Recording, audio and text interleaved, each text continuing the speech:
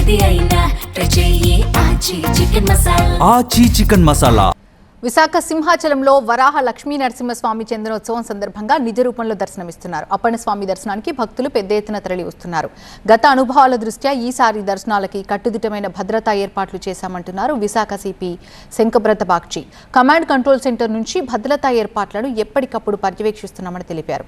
అయితే స్వామివారిని దర్శనానికి వచ్చే భక్తులు రాత్రి వరకు కూడా వేచి చూడకుండా త్వరగా రావాలంటూ విజ్ఞప్తి చేస్తున్నారు.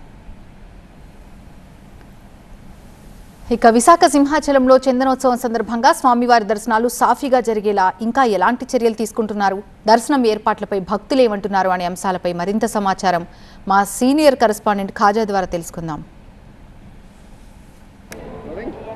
సింహాచలంలో శ్రీ వరాహ లక్ష్మీ నరసింహస్వామి నిజ రూపంలో దర్శనమిస్తున్నారు.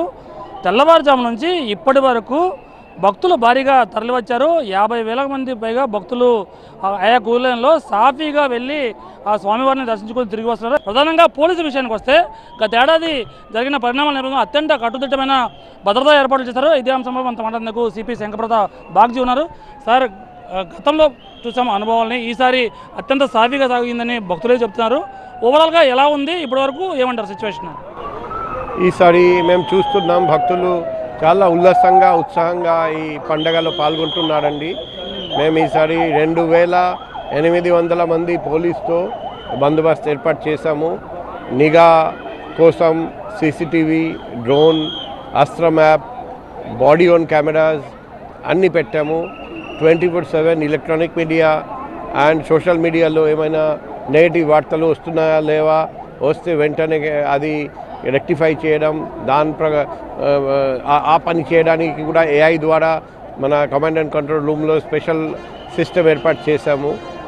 పబ్లిక్ మాత్రమే చాలా హ్యాపీగా ఉన్నారండి. ఈసారి నేను చాలామందితో ఇంటరాక్ట్ అయ్యాను. వాళ్ళు అందరూ ఒకే మాట అంటున్నారు, సూపర్. కాబట్టి మేము అనుకుంటున్నాం ఈసారి చందనోత్సవం ఈరోజు ఒక చిన్న అవాంఛనీయ సంఘటన కూడా జరగనీయకుండా చాలా ఘనంగా ఒక ఉత్సవ వాతావరణం, పండగ వాతావరణంలో జరుగుతుందని నేను ఆశిస్తున్నాను. సాయంత్రం వరకు ఇంకా సమయం ఉంది. 7 గంటలతో క్యూ లైన్ క్లోజ్ చేస్తారు. ఇంకా చాలామంది వచ్చే అవకాశం ఉంది. అటువంటి భక్తులకి మీరు ఏం చెప్తారు? ఒకవేళ రావాలనుకుంటే మీరు తొందరగా రండి, ఆలస్యం చేయకండి. ఎందుకంటే సమయం దాటిపోతుంది. తొందరగా వచ్చి స్వామివారి దర్శనం చేసుకొని ఇంటికి క్షేమంగా వెళ్ళండి. నేను అనుకుంటున్న 1,00,000 దాటిపోతుంది. ఫైనల్గా ఏ సంఖ్య చేరుతుంది మనం వేచి చూడాలి. ఇది ఓవరాల్గా ఒకవైపు సీసీ కెమెరాలు, మరోవైపు డ్రోన్ కెమెరాలు, దీంతో కమాండ్ కంట్రోల్ను అనుసంధానం చేసి పూర్తిగా ఒకవైపు కొండ పైన, కొండ దిగువన, అలాగే ఘాట్ రోడ్లో కూడా పూర్తి స్థాయిలో పర్యవేక్షిస్తూ చిన్న అవాంఛనీయ సంఘటన జరగకుండా పోలీసులు కట్టుదిట్టమైన బందోబస్తు ఏర్పాట్లు చేశారు. అందుకు తగ్గట్టుగానే సాఫీగా క్యూ లైన్లో ఈ భక్తులు తరలివచ్చి స్వామివారిని దర్శించుకొని క్షేమంగా ఇంటికి వెళ్లేలా ఏర్పాట్లు చేశారు అధికారులు. కెమెరా పర్సన్ భాస్కర్తో ఖాజా, TV9 సింహాచలం నుంచి.